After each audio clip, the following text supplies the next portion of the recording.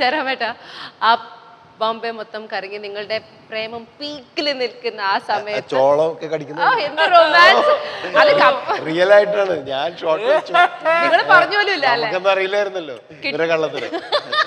എന്ത് റൊമാൻസ് ആയിരുന്നു! എന്തൊരു അഭിനയിക്കേണ്ടി വന്നില്ല, ജീവിച്ചു. വേറെ മൊബൈലോ ഒന്നുമില്ല, ആകെ കൂടി ചോളമൊക്കെ അല്ലേ ഉള്ളൂ. ആ ചോളോ ഓട്ടോ അല്ലേ ഉള്ളൂ, വേറെ. പക്ഷെ കമൽ സാറിന് ആഗ്രഹമുള്ള ഷോട്ട്സ് കിട്ടുകയും ചെയ്തു. കിട്ടി. ഭയങ്കര സിൻസിയർ ആയിട്ടല്ല വെരി സ്വീറ്റ്. ബിക്കോസ് പാറു ചേച്ചിയുടെ മെയിൻ തിങ് കണ്ണാണല്ലോ. ആ കണ്ണിൽ ഞങ്ങൾക്ക് ആ സ്നേഹം കാണാം, ആ റൊമാൻസും ആ ജയറാമേട്ടനുള്ള. എന്റെ കണ്ണ് കാണാതിരിക്കാൻ വേണ്ടിട്ട് ഞാൻ കൂളിംഗ് ഗ്ലാസ് വെച്ചത്. സ്മാർട്ട്. അപ്പൊ ഇതിലാണ് ആ കാറിൽ ഈ പാട്ടെടുക്കുമ്പോഴാണ് അന്നത്തെ ആ ഒരു സംഭവം. കമൽ സാറിന് ഓഫ്കോഴ്സ് അവരുടെ പ്രേമത്തെ കുറിച്ച് അറിയാമായിരുന്നല്ലോ. തീർച്ചയായിട്ടും അറിയാം, നേരത്തെ അറിയായിരുന്നല്ലോ. അതിനു മുമ്പും പ്രാദേശിക വാർത്തകളുടെ സമയത്തൊക്കെ അറിയാം. ഈ ഗ്രൂപ്പിലൊരു ഗ്യാങ് ആയിരുന്നു. അതിന്റെ അല്ല, നമ്മളെ കാറിൽ സത്യത്തിൽ അന്ന് സ്ഥലമില്ലാത്തതുകൊണ്ടാണ് അമ്മയെ കയറ്റാതിരുന്നത്. കാരണം ക്യാമറയും ക്രൂവും മറ്റു ഒന്ന് രണ്ട് ആൾക്കാരൊക്കെ ഉണ്ടായിരുന്നു വേറെ. അപ്പൊ അതുകൊണ്ട് അമ്മയും കൂടി ഇരുന്ന് കഴിഞ്ഞിട്ടുണ്ടെങ്കിൽ അന്ന് ക്രൗഡഡ് ആവും.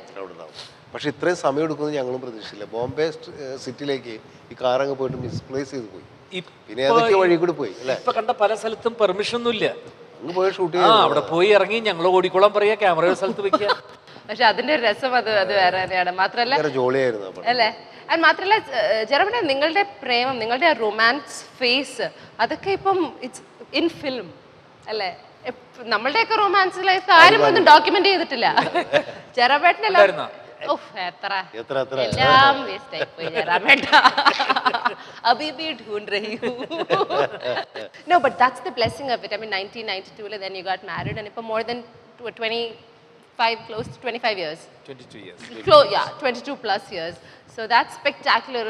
ഒരു true success of a romantic life ആണ് ജയറാമേട്ടനും അശ്വതി ചേച്ചി ഞങ്ങൾക്ക് കാണിച്ചു തന്നിരിക്കുന്നത്. And that's great. So, Kamal sir, Parvathi ചേച്ചി എന്ന നടിയെക്കുറിച്ച് what would you have to say? തീർച്ചയായിട്ടും നേരത്തെ പാർവതി പറഞ്ഞ പോലെ തന്നെ കുറേ സിനിമകളിൽ അഭിനയിച്ചതിന് ശേഷമാണ് എൻ്റെ സിനിമയിൽ അഭിനയിക്കാൻ വരുന്നത്. വലിയ വലിയ ഡയറക്ടേഴ്സിൻ്റെ കൂടെ അഭിനയിച്ചിട്ട്, അതും അന്നത്തെ ഏറ്റവും ശ്രദ്ധിക്കപ്പെടുന്ന സിനിമകളിൽ അല്ലേ പാർവതി അഭിനയിച്ചിട്ട്, അങ്ങനെ ഒരു വലിയ നായികയായിട്ടിരിക്കുമ്പോഴാണ് ഞാൻ പടത്തിൽ വിളിക്കുന്നത്.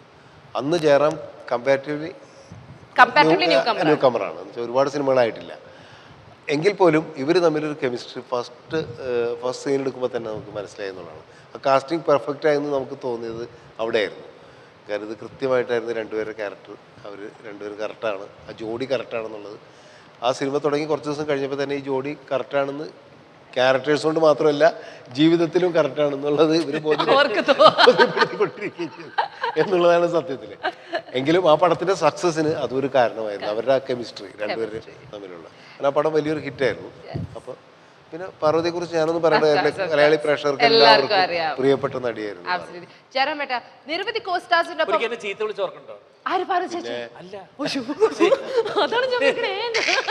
പാവം ചേച്ചി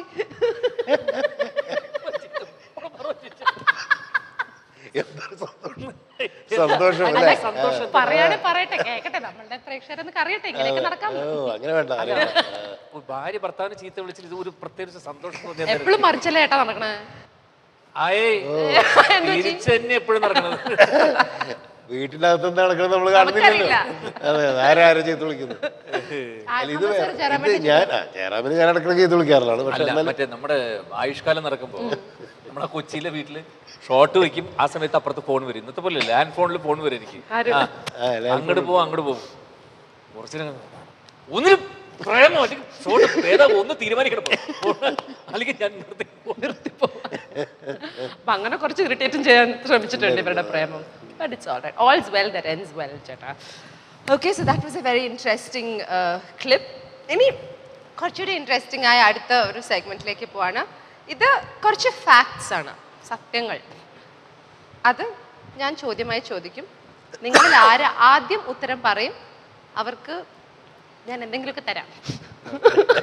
എന്റെ തൽക്കാലം ഒന്നുമില്ല, പക്ഷെ ഞാൻ പറഞ്ഞു വെച്ചിട്ടുണ്ട്. ഹോപ്പ്ഫുള്ളി ഒരു ഗിഫ്റ്റ് വരും. ഇതാണോ ബസർ എന്ന് പറഞ്ഞത്? അതന്നെ, അത് മതിയോ? ചെയ്യാൻ പറ്റുമോ ജയറാമേട്ടാ? അയ്യേ, രഞ്ജിനി ഹരിദാസ് പറഞ്ഞ ആൾക്കാർ അങ്ങനെ പറ്റില്ല.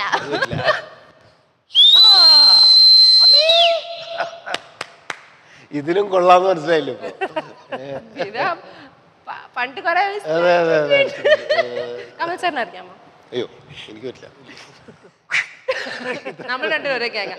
ഞാൻ കുറച്ച് ഈസി ആക്കാം നിങ്ങൾക്ക് രണ്ടുപേർക്കും. ഞാൻ വിസിൽ അഞ്ചിട്ടുണ്ട്. കമൽ സർ, മഞ്ഞ പച്ച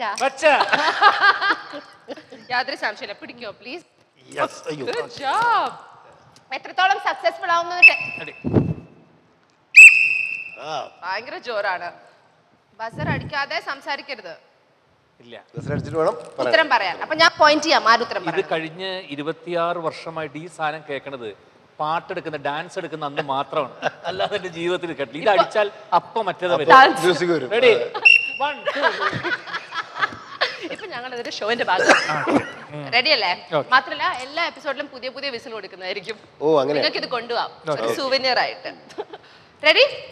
ടെസ്റ്റ് ക്വസ്റ്റ്യൻ. ഒരു ടെസ്റ്റ് ചോദ്യമാണ്. ആരോടല്ല, ആദ്യ ഉത്തരം പറയാം. എങ്ങനെയാണെന്നുള്ളത്. നിങ്ങൾ രണ്ടുപേരും ഒരുമിച്ച് ചെയ്ത ആദ്യത്തെ ചിത്രം. ഉണ്ണികൃഷ്ണന്റെ ആദ്യത്തെ ക്രിസ്മസ്. അതിങ്ങനെ ഒരു ചാടിക്കുന്ന ഓക്കെ റെഡിയാക്കി. ഇതില്ലല്ലോ, റെഡി ടെസ്റ്റ് അല്ലേ? റെഡി. അത് ടെസ്റ്റ്. Okay ready? ഇന്ത്യയിൽ എത്ര സ്റ്റേറ്റ്സ് ഉണ്ട്? 28. ഇപ്പൊ ഒന്നടക്കം ആന്ധ്ര, തെലുങ്കാന അടക്കം. അടക്കം 28 അല്ല, തെലുങ്കാന അടക്കം ഒരെണ്ണം കൂടെ കൂടുതൽ. അപ്പൊ 29. അടിക്ക് വിസിലൊന്നുകൂടെ. 28 ആണെന്ന് എനിക്കറിയാം. ഇത് സാർ, ഞാനിത് ശരിക്കും നമ്മളുടെ പ്രേക്ഷകർക്ക് വേണ്ടി വെച്ച ചോദ്യമാണ്. എന്താണെന്നറിയാമോ? എനിക്കും അറിയില്ലായിരുന്നു. ഞാൻ 28 പറഞ്ഞ 29. ജരമേട്ടാ ഒരു പോയിന്റ് അവിടെ. തെലുങ്കാന ഓൾറെഡി പറഞ്ഞു. എൻ്റെ അടുത്ത ചോദ്യം അതായിരുന്നു. ഇന്ത്യൻ സിനിമയുടെ പിതാവ്. അടിച്ചില്ലെങ്കിൽ കാര്യം കൊള്ളാവും. ഫാൽക്കെ.